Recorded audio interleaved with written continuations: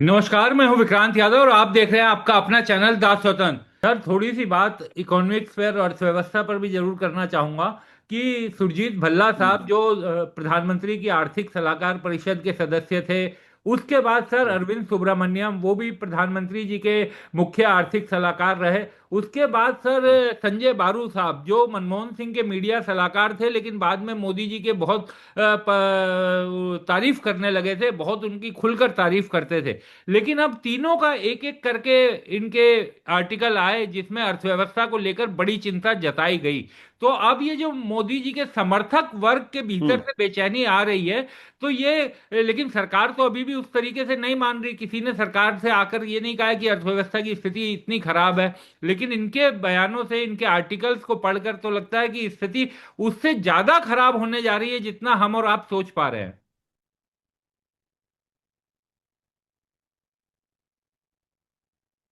देखिए, सुरजीत भल्ला, मुझे लगता है कि इन सबों में हम्म।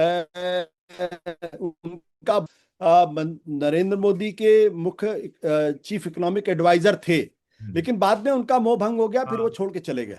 हम्म।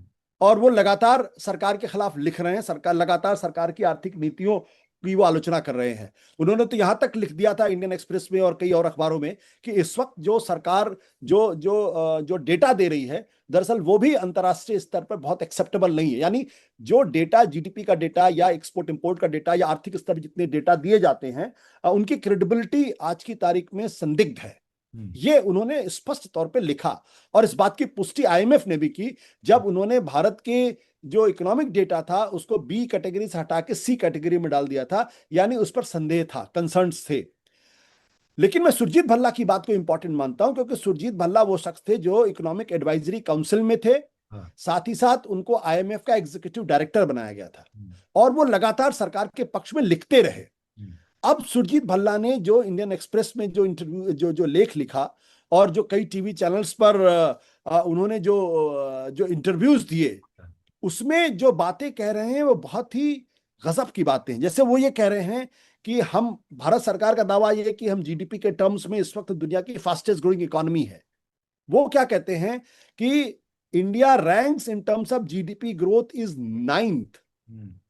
यानी जीडीपी ग्रोथ के संदर्भ में हमारी जो हमारी रैंकिंग है, वो नंबर एक की नहीं बल्कि 9वें नंबर की है। हम्म। अब ये तो बहुत ही डैमेजिंग हो जाती है। और अगर हम पर कैपिटा जीडीपी ग्रोथ की बात करें तो 8वें नंबर पर है, वो ये लिखते हैं, उन्होंने लिखा इसको। और हम्म। अभी तक सरकार ने उसको कॉन्ट्रडिक्ट नहीं किया। पर कैपिटा जीडीपी ग्रोथ अगर डॉलर टर्म में बात करेंगे तो 16वें नंबर पर हम हैं। फिर क्या कहते हैं, और वो ये भी दावा करते हैं कि per capita GDP growth in US dollar terms में सबसे नंबर वन पे बांग्लादेश है, हम्म। 8.3% के हिसाब से। दूसरे नंबर पे इथोपिया है, 7.2% के हिसाब से। और भारत 4.7 के हिसाब से 16वें नंबर पर है। हम्म। यानी सरकार के सारे दावों की धज्जियां उन्होंने उड़ा दी। हम्म। सारे दावों की धज्जियां उड़ा दी। सरकार क्या कहती थी कि हम इस वक्त दुनिया, हमने भारत को 10वें नंबर से उठा के चौथे नंबर पर कर दिया और बहुत जल्द हम तीसरी दुनिया के सबसे बड़ी अर्थव्यवस्था हो जाएंगे। यानी अमेरिका चाइना के बाद भारत थर्ड लार्जेस्ट इकोनॉमी हो जाएगी, दावा किया जा रहा था। और कई बार तो कह भी दिया कि हम तीसरी दुनिया की हाँ। सबसे बड़ी अर्थव्यवस्था हो गए, ये दावा भी कर दिया गया।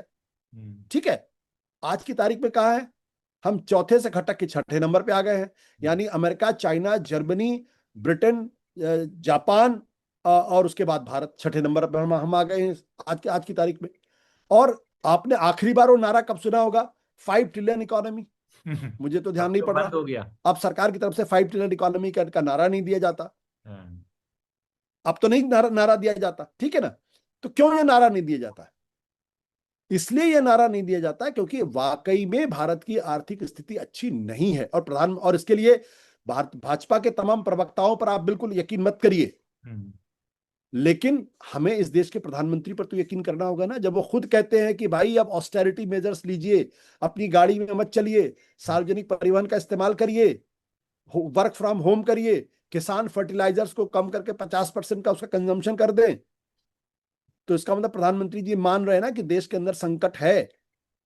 तो जब संकट है तो संकट का निवारण कैसे होगा? भाई आप संकट का निवारण करने के लिए तैयार नहीं है। आप क्या करें, कभी 3 रुपए पेट्रोल के दाम घटा रहे हैं, कभी 90 रुपए घटा रहे, 90 पैसे घटा रहे, कभी 87 पैसे घटा रहे, कभी 2 रुपए 60 पैसे घटा रहे। इससे थोड़ी देश की अर्थव्यवस्था सुधरने वाली है। देश की अर्थव्यवस्था सुधारने के लिए आपको कुछ बड़े फैसले करने पड़ेंगे। और वो बड़े फैसले क्या हैं? एक बड़े, इस देश के बड़े जाने माने इकोनॉमिस्ट है अशोक गुलाटी, जो एक तरीके से कृषि पर उनका बड़ा कंट्रीब्यूशन है। वो कहते हैं कि आप ये जो फर्टिलाइजर पे इतना ज्यादा, यूरिया पे जितना ज्यादा हम सब्सिडी दे रहे हैं, इस पर आप बड़े कदम उठाइए। उनका कहना यह कि दरअसल जो 1 टन फर्टिलाइजर जो अंतर्राष्ट्रीय मार्केट में $935 का मिलता है, भारत में कितना कितना हम देते हैं? $70, $70। यानी भारत के किसानों को $70 टन में मिलता है। बाकी का जो जो खर्चा है वो सरकार उठाती है। आप सोचिए, उनका कहना है कि भाई इसको रैशनलाइज करने की जरूरत है, क्योंकि हम $70 में किसानों को देते हैं 1 टन। होता क्या है कि इसका एक बड़ा हिस्सा जो है वो नेपाल और बांग्लादेश स्मगलिंग में चला जाता है, लोग पैसे कमा रहे हैं उसको लेके। तो आप इस सब्सिडी को रैशनलाइज करिए। हाँ, इस सब्सिडी को आप रैशनलाइज करिए। अगर आप इस सब्सिडी को रैशनलाइज करेंगे तो एक आपका जो फॉरेन करेंसी है वो बचेगी। दूसरी बात क्या है कि उससे जो है आप दूसरे कामों में लगा सकते हैं। और उनका कहना है करीब 50-60 हजार करोड़ रुपए हम ऐसे बचा सकते हैं। फिर दूसरी बात वो क्या कह रहे हैं कि जो फूड सब्सिडी बिल है, बोले आप 80 करोड़ लोगों को खाना खिला रहे हैं, तो इसमें तकरीबन 2,28 करोड़ अब हर साल एक तरीके से फूड सब्सिडी का बिल आ रहा। बोला इसको भी रैशनलाइज करने की जरूरत है। हरा एक तरफ आप कहते हैं कि जो 8 लाख रुपए पर मंथ कमाए वो गरीबी की, मतलब उसको इनकम टैक्स में छूट मिलती कुछ, मुझे वो एग्जैक्ट फिगर याद नहीं आ रहा। तो एक तरफ आप ये कहते हैं कि वर्ल्ड बैंक का डेटा ये कहता है कि भारत के अंदर जो एक्सट्रीम पॉवर्टी है वो घट के 5.3% हो गया है। नीति आयोग का डेटा कहता यह है कि 11% जो है मल्टी डायमेंशनल पॉवर्टी अब भारत के अंदर रह गई है। तो अगर देश के अंदर मान के चलिए, अगर नीति आयोग के डेटा को मान लें कि 11% है, अगर गरीब इस देश के अंदर सिर्फ 11% है, तो 80 करोड़ लोगों को आप खाना क्यों खिला रहे हैं? मतलब आपके सरकार के हिसाब से 60% लोग इस देश के अंदर गरीब है। यही तो हुआ ना, मतलब भाई 140 करोड़ में से 80 लाख लोगों को अगर आप खाना खिला रहे हैं, इसका मतलब भारत में 60% लोग गरीब है। तो दोनों बातें एक साथ नहीं। सरकार ये भी दावा करती है कि नहीं, भारत के अंदर गरीबी हमने हटा दी है, अब एक्सट्रीम मल्टी डायमेंशनल पॉवर्टी जो है 11% पे आके रुक गई है, और दूसरी तरफ आप 80 करोड़ लोगों को खाना खिला रहे। पूरा कॉन्ट्रडिक्शन तो है। पूरा कॉन्ट्रडिक्शन है। तो इसको रैशनलाइज करने की जरूरत है। तो ये तो उनका कहना है कि ये जो फिजूल खर्ची है इसको रोक दीजिए, पहले तो इसको रैशनलाइज करिए, और उसके बाद जो बड़े फैसले करने हैं वो बड़े फैसले आप करिए। जैसे कि तीसरी बात क्या है, मैं बार बार इसको कहता हूं कि आज की तारीख में भारत में इन्वेस्टमेंट नहीं आ रहा। आप देखिए, जो ग्रॉस एफडीआई है वो बढ़ा है पिछले दिनों, ग्रॉस एफडीआई बढ़ा है, लेकिन उस ग्रॉस एफडीआई के साथ ही साथ बड़े पैमाने पर जो फॉरेन डायरेक्ट इन्वेस्टमेंट है वो बाहर भी जा रहा।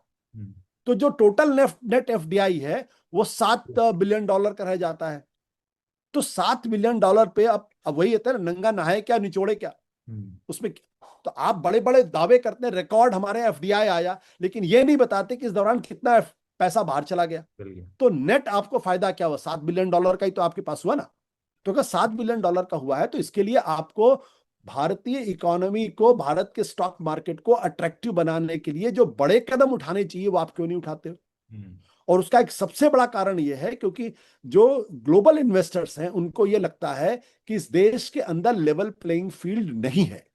कुछ खास तरीके के जो वो हैं, क्या कहते हैं, इन्वेस्ट कंपनियां हैं, उनको यहां फायदा दिया जाता है और उनके लिए सारे नियम कानून माफ है उनके लिए। और इस वजह से वो यहां पैसा लगाने से डरते हैं कि कल फंस जाएंगे तो चल हमारी कंपनी लूट जाएगी। बिल्कुल। और स्टॉक मार्केट की तो आपने बात की सर, ताइवान जो हिंदुस्तान यूपी के, मुझे लगता है कि वहाँ की आबादी 10वीं हिस्से भी नहीं होगी, वहाँ की स्टॉक मार्केट हमारी स्टॉक मार्केट से आगे निकल गई है इन टर्म वैल्यू के हम्म। हिसाब में। एक और चीज सर समझना चाहूंगा कि ये कहा जा रहा है कि ये पूरा युद्ध का बड़ा असर हो गया, लेकिन अगर हम 2026 के पहली तिमाही के आंकड़ों की बात करें तो भारत जो है वो एक्सपोर्ट और मैन्युफैक्चरिंग दोनों ही मामलों में सर दुनिया के टॉप 10 देशों में नहीं है। यानी ना तो हमारा एक्सपोर्ट में हम हम्म। 10 देशों में, ना ही मैन्युफैक्चरिंग में। और मैन्युफैक्चरिंग को लेकर के तो प्रधानमंत्री जी ने बड़ी बड़ी बातें की थी, बताया था कि इकोनॉमी इसके बगैर आगे बढ़ नहीं सकती। हम्म। देखिए, वो एक एक्िलस हील, हम्म। जो मैन्युफैक्चरिंग ही हमारी सबसे बड़ी दिक्कत है। हम्म। और मैन्युफैक्चरिंग को चौपट करने में इस सरकार का सबसे बड़ा योगदान है। हम्म। जिस दिन आपने डिमोनेटाइजेशन किया, उस दिन आपने अपने मैन्युफैक्चरिंग सेक्टर की ऐसी तैसी कर दी। हम्म। उसके बाद आपने आनन फानन में जीएसटी लागू कर दिया, जो बची बची खुची कसर थी वो भी खत्म हो गई। और जो थोड़ी बहुत सांस ले रहा था, उसको आपने ब्लैंकेट लॉकडाउन करके उसको बर्बाद कर दिया पूरी तरीके से। हम्म। और फिर एक जो डर मैं बार बार कह रहा हूं कि मैन्युफैक्चरिंग सेक्टर में ऐसी कितनी कंपनियां हैं जिनके घरों पे जो बड़ी कंपनी बनी, फिर उनके यहाँ छापे पड़े, छापे पड़ने के बाद उनको जेल में जाने का डर दिखाया गया, कुछ को जेल में डाला गया, और बाद में पता चला कि एक बड़ी कंपनी ने उसको टेक ओवर कर लिया। हम्म। तो अब कोई भी कंपनी क्यों जेल जाने के लिए तो नहीं कोई कोई कोई काम बिल्कुल। करेगा ना। बिल्कुल। तो मैं, और ये सरकार बहुत कंफ्यूज्ड सरकार, जब आप आत्मनिर्भर भारत की बात करते हैं, जब आप वोकल फॉर लोकल की बात करते हैं, जब आप कहते हैं कि हम जो है वो क्या कहते हैं उसको, एक वर्ड है आत्मनिर्भर भारत, ग्लोबल, एक और शब्द में दिमाग से उतर रहा है, जी। और फिर आप ग्लोबल इकोनॉमी के बारे में बात करते हैं, तो दोनों चीजें एक साथ नहीं चल सकती। हम्म।